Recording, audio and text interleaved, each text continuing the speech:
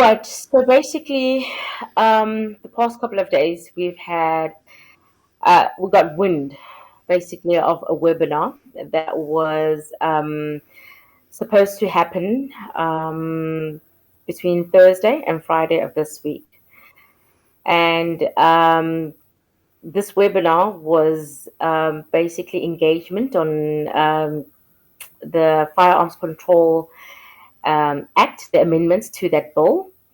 And we noticed and noted that key stakeholders were not invited.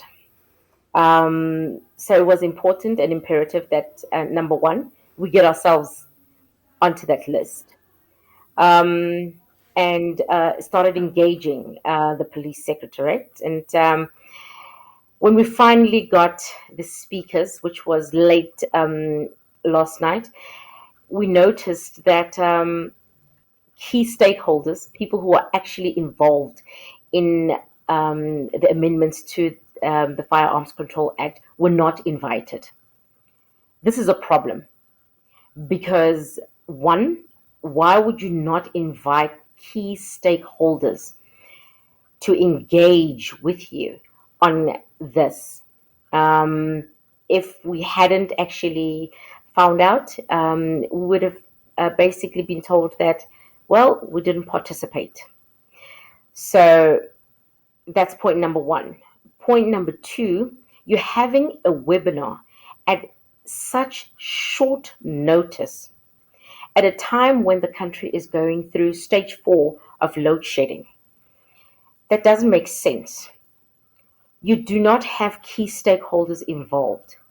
Now, just to clarify, the speakers who were invited, we had SAFA, we had Environmental Affairs, we had Adele Kirsten, Gun Free South Africa.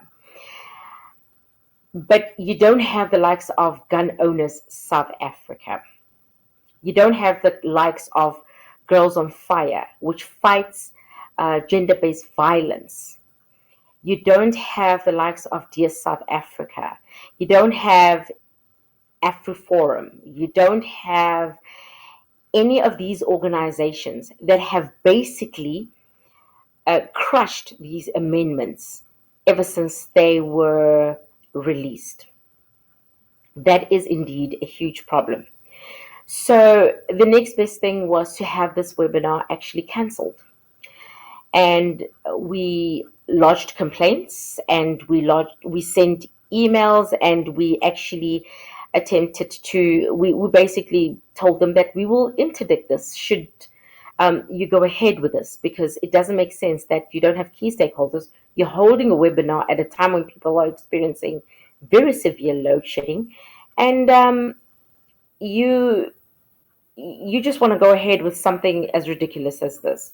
And why is it clouded in so much secrecy?